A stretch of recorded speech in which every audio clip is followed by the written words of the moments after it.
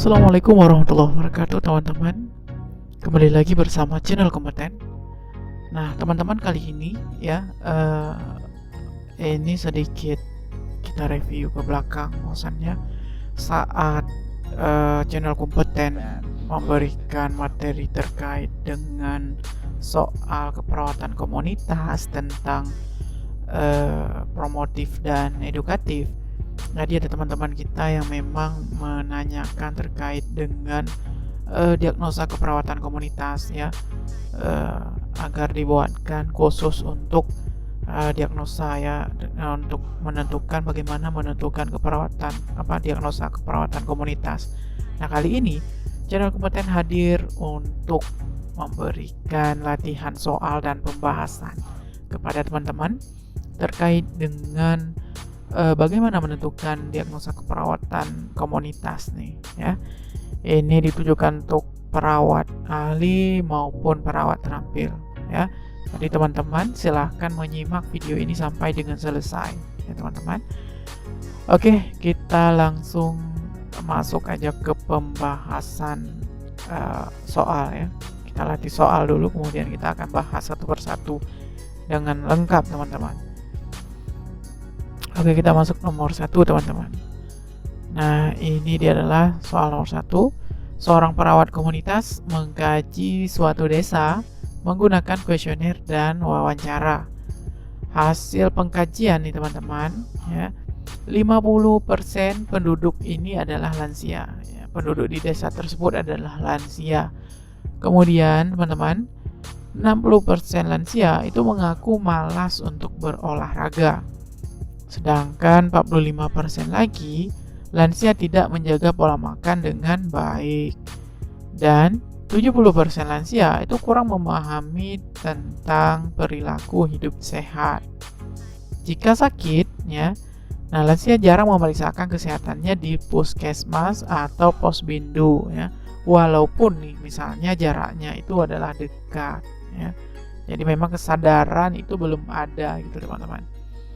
Nah kita lihat nih teman-teman untuk pertanyaannya.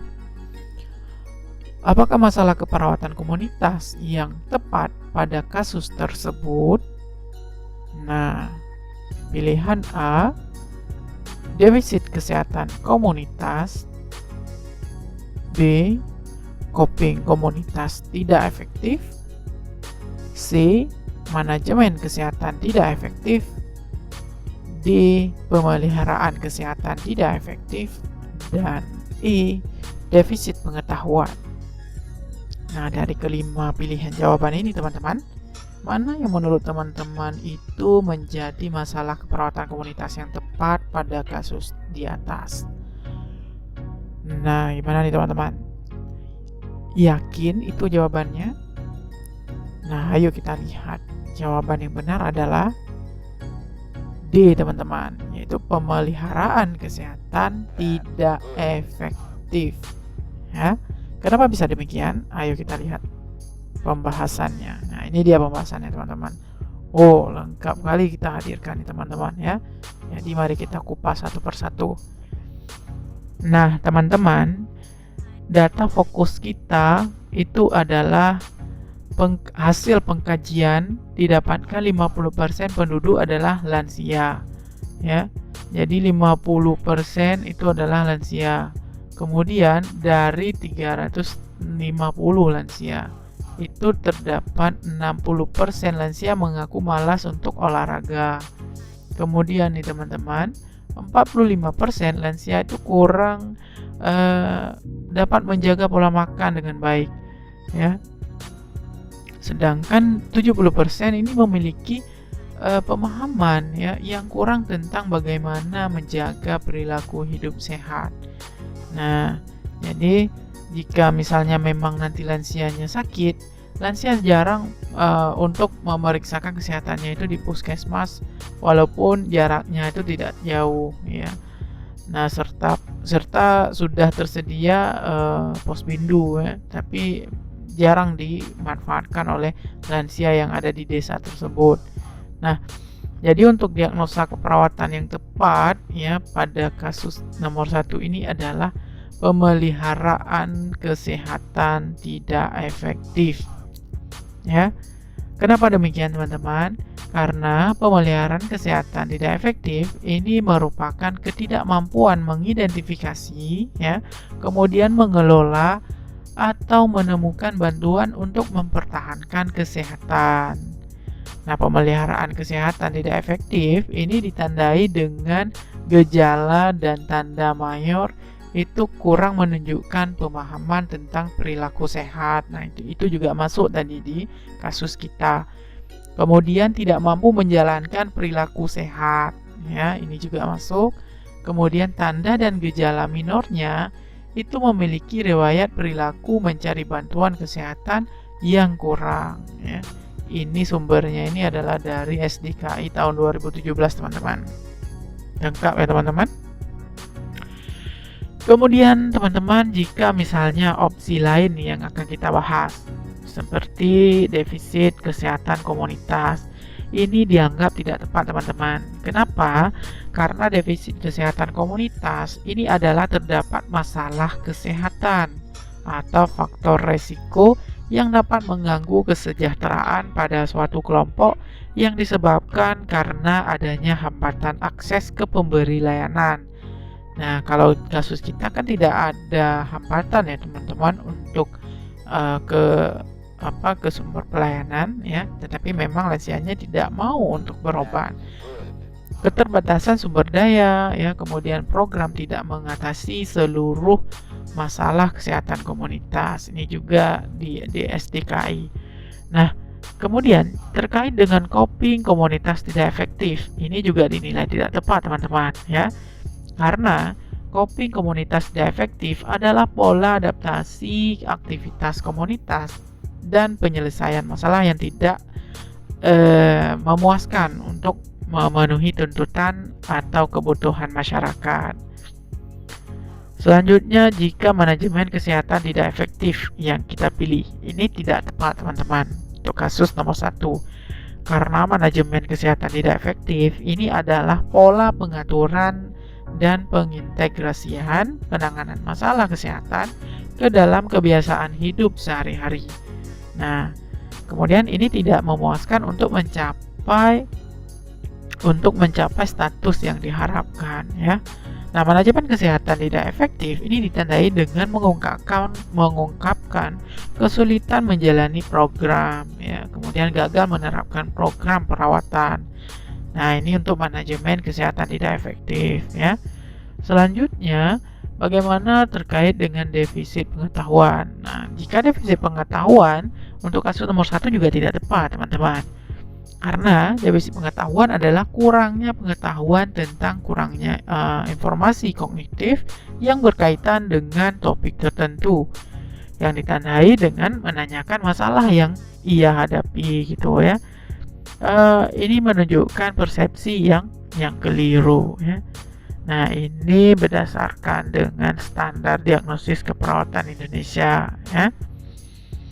Nah, gitu teman-teman, sehingga yang tepat pada kasus nomor 1 ini adalah diagnosanya itu adalah pemeliharaan kesehatan yang tidak efektif. Ini yang benar, ya. Itu D jawabannya. Itu teman-teman untuk penjelasan nomor 1. Kita lanjut untuk soal berikutnya.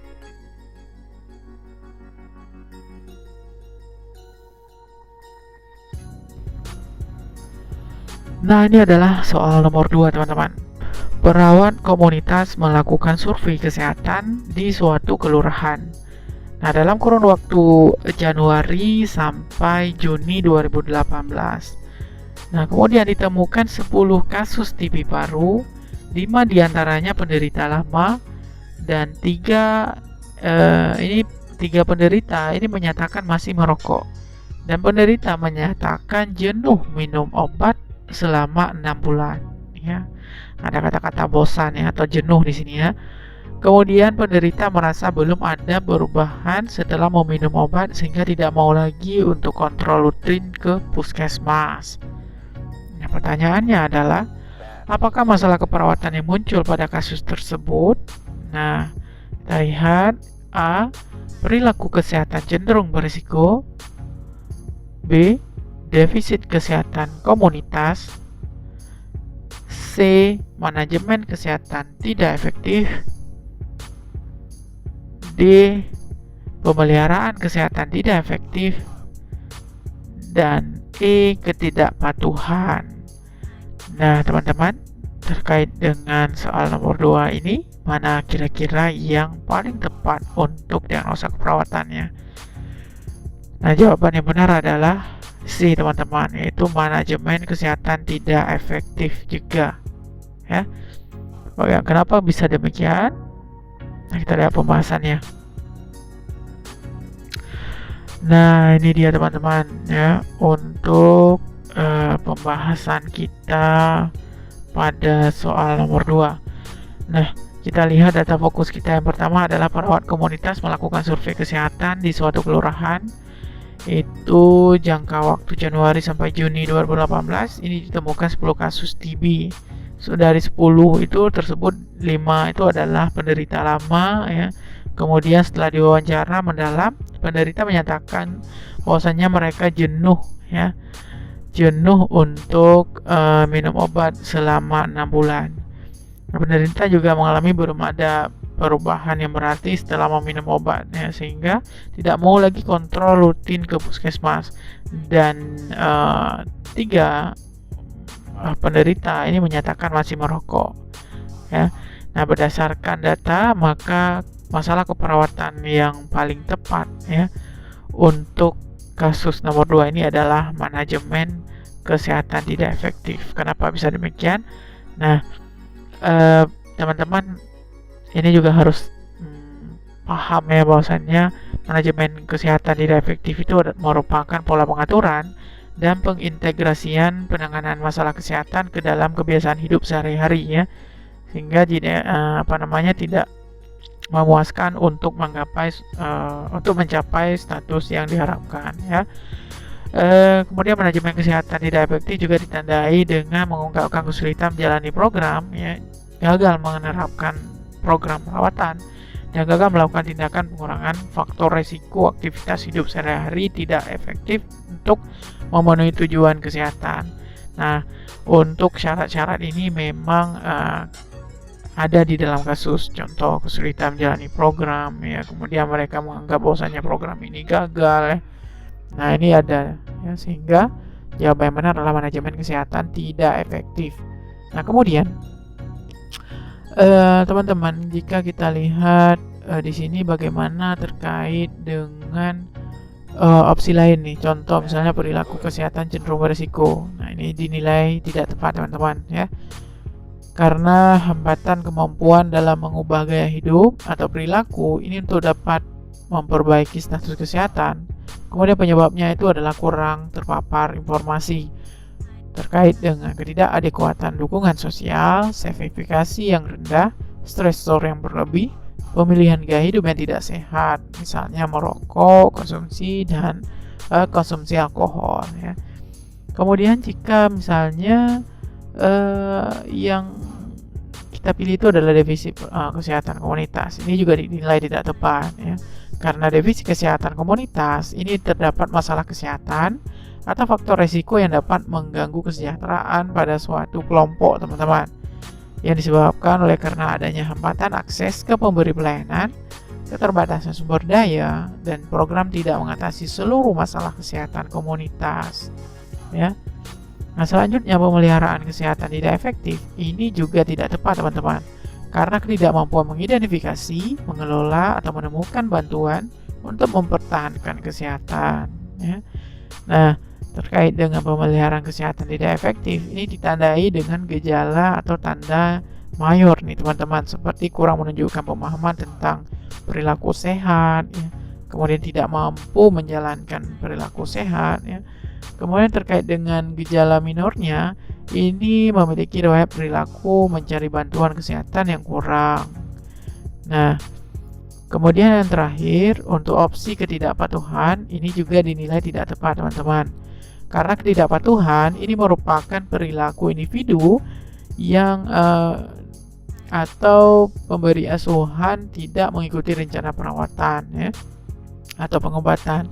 yang disepakati dengan tenaga kesehatannya, sehingga nih teman-teman menyebabkan hasil perawatan atau pengobatan tidak efektif dengan tanda dan gejala mayor seperti di sini adalah menolak menjalani program, ya, kemudian menolak mengikuti anjuran, ya, perilaku tidak mengikuti program, ya. Nah, kemudian perilaku yang tidak menjalankan anjuran, ya. Tanda dan gejala minornya tampak itu seperti penyakit masih ada atau meningkat, tanpa komplikasi masalah menetap atau meningkat. Ya, ini untuk penjelasan opsi-opsi yang lain. Ya. Tetapi untuk nomor 2 nih teman-teman, yang paling benar itu adalah pilihan jawaban manajemen kesehatan tidak efektif. Nah, gini teman-teman, ya, si jawaban yang benar. Oke, oke teman-teman, kita lanjut untuk pembahasan nomor berikutnya. Nah, teman-teman, ini merupakan soal nomor 3. Perawat melakukan pengkajian di suatu wilayah. Hasil pengkajian dari 250 remaja, ini terdapat 70% remaja kurang produktif dalam memanfaatkan waktu luang. Kemudian 50% remaja merokok, 30% remaja pernah mengkonsumsi alkohol, 40% bermain game online, dan hanya 10% saja remaja yang terlibat kegiatan keagamaan dan karang taruna. Nah, teman-teman, bagaimana dengan pertanyaannya? Apakah masalah keperawatan komunitas yang tepat pada kasus tersebut? A. Perilaku kesehatan cenderung berisiko. B. Manajemen kesehatan tidak efektif. C. Defisit kesehatan komunitas. D. Coping komunitas tidak efektif. Dan E. Pemeliharaan kesehatan tidak efektif. Nah, mana teman-teman untuk jawaban nomor 3? Nah, kita lihat nih teman-teman untuk jawaban yang benar ya.